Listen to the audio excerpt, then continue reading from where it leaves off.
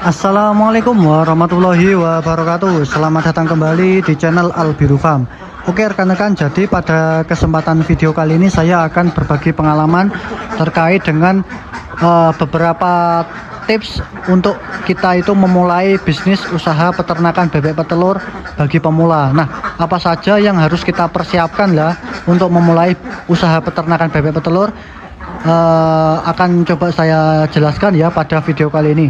Namun sebelum itu, bagi rekan-rekan jangan lupa untuk subscribe channel YouTube saya ya, Albiru Farm. Kemudian video ini jangan di skip ya, simak terus baik-baik agar mampu paham terhadap apa yang saya sampaikan. Oke rekan-rekan, langsung saja ya. Jadi apa saja persiapan-persiapan yang harus kita lakukan untuk memulai usaha peternakan bebek petelur? Persiapan yang pertama adalah persiapan pembuatan kandang. Jadi sebelum bebek kita itu datang ke kandang atau ke rumah kita, itu sebaiknya kita sudah selesai membuat kandang ya. Untuk masalah kandang itu sebenarnya ini preference bisa kandang sederhana atau kandang yang bagus. Tapi menurut saya itu untuk kandang itu ada standarnya rekan-rekan, yaitu standar harus awet. Itu yang pertama masalah kandang ya. Jangan membuat kandang itu yang terlalu simpel, terlalu sederhana dan kurang awet. Kemudian usahakan membuat bebek itu nyaman di dalam kandang ya, seperti itu.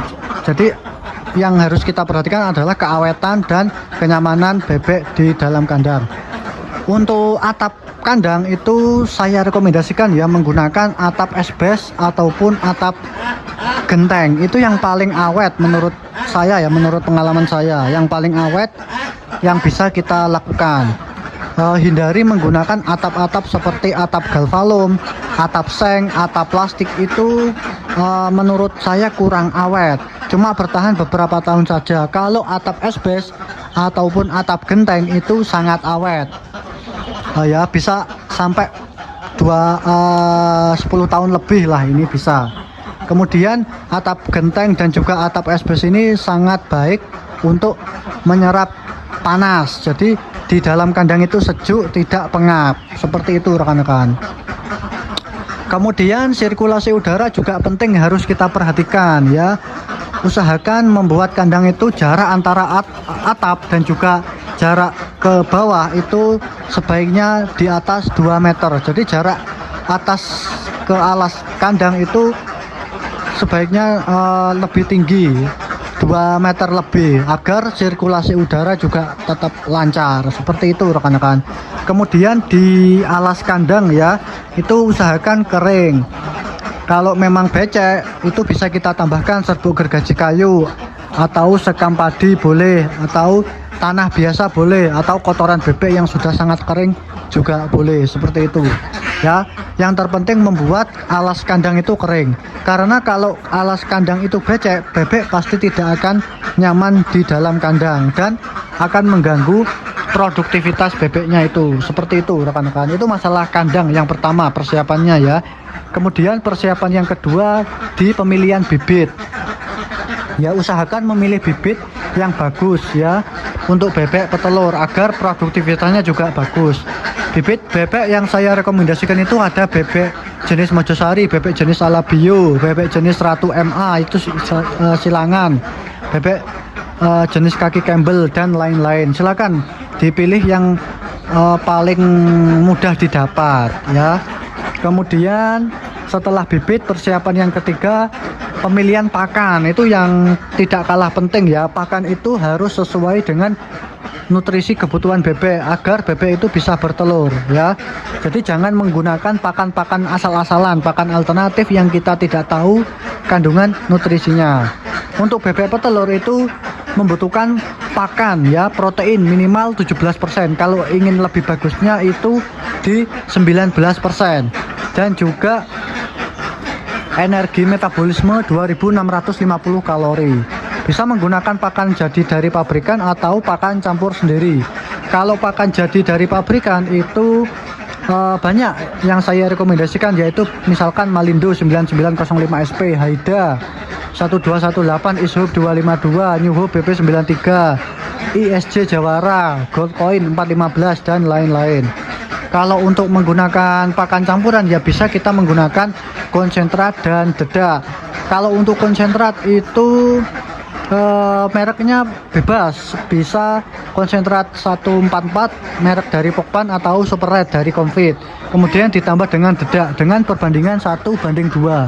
Itu nanti akan ketemu protein sekitar 19%. Itu sudah bisa kita berikan ke bebek secara bagus dan maksimal ya. Insya Allah dengan teknik campuran 1:2 itu bebek bisa bertelur secara konsisten, rutin, dan telurnya juga besar-besar. Seperti itu rekan-rekan ya. Oke, itu masalah pakan ya yang tidak kalah penting. Jadi harus kita perhatikan ya pakan. Jangan sampai pakan kita itu tidak ada nutrisinya. Kemudian persiapan yang selanjutnya itu tentang penjualan. Nah, jadi kalau kita itu sudah beternak bebek dan sudah ada produksi telurnya, itu yang harus kita siapkan itu pasar kita ya, penjualannya. Nah, sebelum kita beternak juga boleh ya mempersiapkan pasar. Jadi kita survei dulu, cari tahu dulu pengepul-pengepul telur yang ada di wilayah kita atau di pasar-pasar, bisa kita jual nanti telurnya di situ ya. Jadi sebelum beternak memang usahakan membuat atau mencari pasar dulu agar kita itu tidak kesulitan nanti kalau sudah bebeknya itu sudah ada dan sudah bertelur ya. Seperti itu rekan-rekan. Kemudian yang selanjutnya yang tidak kalah penting itu perawatan ya, persiapan untuk merawat bebek, ilmu ya. Jadi ilmu merawat bebek itu juga perlu kita perhatikan. Bagaimana nanti kalau bebek itu sakit, obatnya apa, itu harus kita coba cari tahu ya. Kemudian bagaimana kalau bebek itu produksinya menurun, itu harus siap untuk apa? Untuk siap untuk menanggulanginya, membenahi masalah kandang, masalah pakan seperti itu. Jadi memang persiapan perawatan itu juga penting rekan-rekan.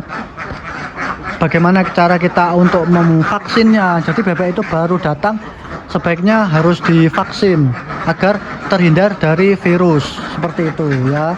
Jadi itu beberapa persiapan rekan-rekan jika kita ingin memelihara bebek petelur ya. Semoga dengan pembahasan saya kali ini bisa bermanfaat terutama bagi rekan-rekan yang ingin memulai usaha peternakan bebek petelur seperti itu. Oke ya, terima kasih atas perhatiannya ya. Jangan lupa untuk subscribe channel YouTube saya Albiru Farm. Oke rekan-rekan, seperti itu saja video dari saya kali ini. Terima kasih.